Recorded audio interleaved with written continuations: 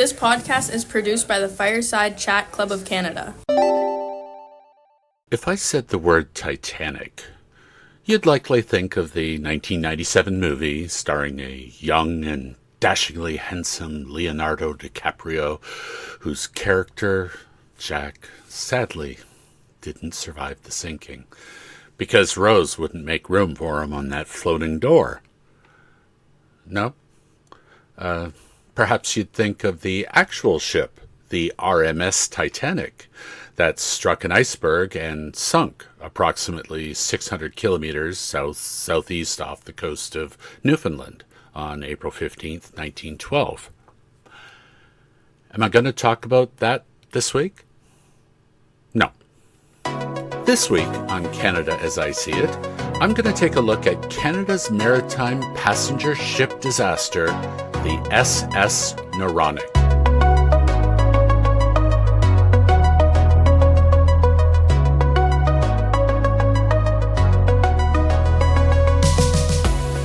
So, back in the 10 decade of the 20th century, there seemed to be a formula for naming ships.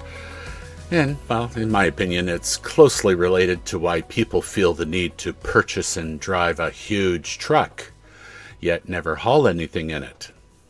Yeah, size. First, we had the RMS, that's Royal Mail Ship, or, as it was known then, steamer, Olympic. And that was launched on October 20th, 1910. And it was contracted to carry mail around the world. It was 882 feet, 9 inches long, the largest ship of its time. The modern era of the Olympic Games was only 14 years old. And, well, the word conveyed a sense of size and power. Next up, we have her sister ship, the RMS Titanic. There it is. It was launched 7 months later on May 31st, 1911. And it was also 882 feet, 9 inches long. However, it was technically made larger by enclosing the A-deck promenade and adding staterooms to the B-deck. The Titanic was actually named after the Titans, the mythical, very large people of Greek mythology. Now, finally, we have the HMHS, and that stands for His Majesty's Hospital Ship, Britannic. That was launched on February 26, 1914. Now, the dates that I've given you, you might not be familiar with, because, well, when I say launched, that actually refers to the date that the ship was released into the water and could float on her own. Some sources say that Britannic was to be called the Gigantic and prefixed with RMS. But being 1914 and the beginning of the First World War, well, that changed a lot of things. One of which was refitting that vessel for medical assistance. Her length? 882 feet, 9 inches. But, for obvious reasons, was less of a passenger ship, and so it wasn't festooned with as many accoutrements. Now, we all know what happened to the Titanic. The Britannic struck a mine while on maneuvers in 1916. And ironically, the oldest ship, the Olympic, had the longest life. It lasted until 1935, when she was sold for scrap after 257 round trips across the Atlantic, transporting 430,000 passengers on her commercial voyages. And she traveled a total of 1.8 million miles. Boy. Now, I get it. I know I said I wasn't going to talk about them, but, well, when have you known me not to take a tangent, right? So, I've called you all here today to talk about the Canadian passenger ship marine disaster. The date? June 2nd, 1913. 414 days after Titanic sank, the SS Noronic, the Queen of the Lakes, was launched in Port Arthur, Ontario. Now, Port Arthur is the northeastern part of what we now know as Thunder Bay. The southwestern part of the city was then known as Fort William. Now, the ship was built for the same purpose as the Titanic, for package freight and passenger service. At 362 feet in length, it was only 41% the size of the unsinkable one. And the entire ship would fit into the height of the watertight compartments of the Titanic. It was only 5 decks in height. Noronic had a broader lineage, you could say. She had 8 sisters, whereas Titanic only had 2. Incidentally, the prefix of her name comes from the companies that commissioned her. We have Northern Navigation Company for the No, and the Richelieu and Ontario Line for the Ro. It all come together, honest. Immediately thereafter, the 2 companies merged to become Canada Steamship Lines. So I suppose grabbing No and Ro before that was probably better off. Now, the habit of adding "ick" as a suffix to the name, well, like I said, it just seemed to be a thing at the time, although it was originally just a White Star Cruise Line identifier. Noronic sisters were Doric, Germanic, Ionic, Majestic, Wabic, Huronic, Hammonic, and the City of Midland. I guess there's always one in every family who stands apart.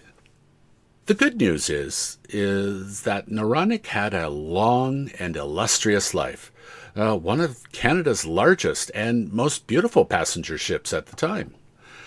She traveled the Great Lakes for 36 years. An impressive feat, even by today's standards. On September 14th, 1949, she embarked on a 7-day pleasure cruise that was scheduled to take her from Detroit to Cleveland to Prescott and then the Thousand Islands, a distance of over 650 kilometers, before returning to Sarnia, where she would have docked for the winter. 524 passengers and 171 crew made their way from Lake Erie to Lake Ontario via the Welland Canal. No, it did not go over Niagara Falls in the greatest stunt in cruise ship history. Once in Ontario, she made her way to Pier 9 in Toronto at 7 p.m. on September 16th to spend the night. Now, Pier 9, well, it doesn't really exist anymore, but if you need a little bit of context as to where that is today, it is quite literally where you can catch a ferry to get over to Center Island. That's the Jack Layton Ferry Terminal, and that's at the foot of Bay Street. Another place finder, the Harbor Castle Weston Hotel, is right on the shoreline.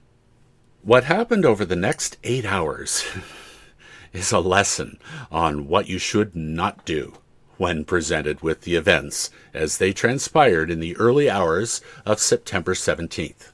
And it's likely why we have even more rules on the books for floating vessels. Number 1, 2:30 a.m., smoke was discovered in a starboard aft portion of C deck.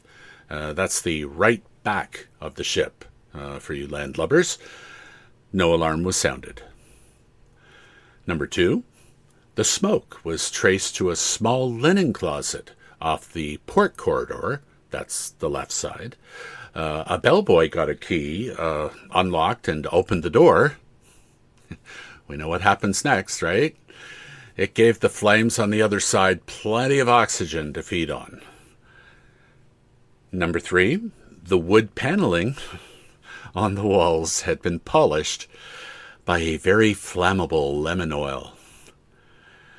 Number 4, the bellboy had the right idea. He went for a fire extinguisher, but guess what? Yeah, it was out of order. And number 5, 8 minutes after the fire was discovered, the captain was alerted. And by that point, half the ship was on fire. There's really only one word that can accurately describe that scene. Pandemonium. You have to remember now, the ship was not at sea. The ship was in port. You go down there and have a look at it. I mean, it's a pretty enclosed place there. You would think that following the right procedures would make it really easy for people to be made aware and exit the ship. You would think. For some reason, only 15 crew members were on the ship when the fire broke out. And that brings us to point number 6 of what not to do. None of the passengers were alerted of the blaze. In fact, there had been no muster drills before the ship sailed.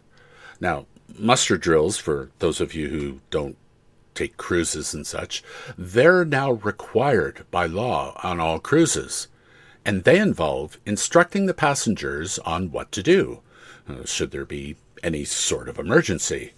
And a big part of this is crew members sounding an alarm and getting the passengers to collect at key points around the ship to facilitate the quick and easy exodus from the vessel. At this 8-minute mark that I mentioned earlier of the beginning of the fire, most of the stairwells were in fact on fire. The only way off the ship, by gangplank, was from the lowest level, so very few made it out that way. A lot of the people attempted jumping from the highest part on the ship, which ironically, if they were out at sea, may have been a safer thing to do. In the 3 minutes before a Toronto fire brigade began showing up, people had broken out of their cabins, some engulfed in flames, and began jumping. Now, you would think that landing in the water would have been a good thing, but you got to remember, the water was oily, and that didn't help the situation. As they always say, you don't throw water on an oil fire. You really have to smother it. There was a fireboat nearby that helped fish them out. Others, they fell to their death on the pier. And many, in fact, never made it out of their cabins or were trapped in the blazing corridors. We're now up to 2:41 a.m. The Toronto Fire Department began showing up in earnest. The ship was completely engulfed in flames. Ladders were extended to the upper decks, but the rush of people trying to get to them and the fire, well, they caused the ladders to snap in two, basically dumping them into the water. The crew tried to get passengers out through the portholes, but if you've ever seen the portholes on a cruise ship, that wouldn't have been an easy thing to do. 9 more minutes passed. The decks of the ship were so hot that they began to collapse onto each other, and the ship began to list to one side in its berth. Now, here's another thing that happened. There were many burned bodies in the cabins and corridors, many beyond recognition. Now, it's said, though, that this was the first time that forensic dentistry was used to identify people. The fire was finally extinguished by 5 a.m. on the morning of September 17th, 1949. The hull was a twisted mess.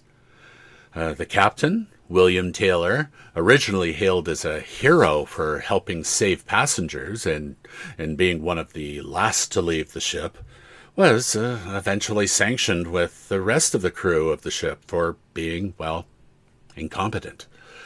You see, none of the crew called in the alarm for assistance from anyone on land. In fact, although an alarm was sounded on the ship, it was actually 2 Toronto police constables who just happened to discover the fire on a routine call. A lot of the crew had abandoned the ship when the blaze was discovered. The total death toll? 118 people. All were passengers. 1 crew member later died from her injuries. The volume of bodies was just too much for the Toronto morgue to process, so they were taken to the horticultural building at the Canadian National Exhibition, a short distance to the west, where they awaited identification. 5 of the people were never identified, and they were laid to rest in Mount Pleasant Cemetery in Toronto. There's a link at my website, warpole.ca. Over on the left side, you'll see links for this week's podcast. And also, I'll leave that same link on the Podbean page. That's firesidechatd.podbean.com. Noronic's whistle had actually been displayed at the Maritime Museum in Toronto at Pier 4, currently what's 245 Queens Quay West. However, the museum closed in 2008, funding issues, and all of its artifacts are now in storage. The Ontario Heritage Foundation has placed a plaque near the site of the disaster, and I'll show you a picture of that at those same links. I actually visit that on the reel that you may or may not see on Facebook and Instagram. For the most part, the ship had been mostly disassembled where she burned. The hull was towed to Hamilton, where it was scrapped and, well, recycling at its beginnings, there was processed into cars and household tools. As I said, you can check out the links at my site, warpole.ca, WHORPOLE.ca, if you'd like to learn more, or mostly to see the photographs of the ship in her prime, the catastrophe and the aftermath. You might remember last week I was talking about all the photographs that were taken of the Toronto fire. Well, it's about 45 years later, and there's still, there were a lot of photos taken of this. And that is the story of SS Noronic. If you'd like to contribute to my efforts to help bring you more great stories about Canada, just look for the Buy Me a Coffee icon in the upper right corner of my site, warpole.ca, or on the Podbean page, firesidechatd.podbean.com. On my site, it's big and yellow, can't miss it. On the Podbean, it's the text in the upper corner. Today's podcast was introduced by Amira. And if you would like to introduce this podcast, please send me an audio recording of you saying, "This podcast is produced by the Fireside Chat Club of Canada." And you can email that to me at asiseeit@warpole.ca. Canada, As I See It, is a production of the Fireside Chat Club of Canada. The theme music that you heard at the beginning and right now is Night Owls by Braden Deal. Wow, 2 weeks in and I've talked about 2 fires. Let's shift that a little, shall we? Join me next week as I begin a recurring series on Canada's provinces and territories. Thanks for listening, everyone. Have yourselves a wonderful week.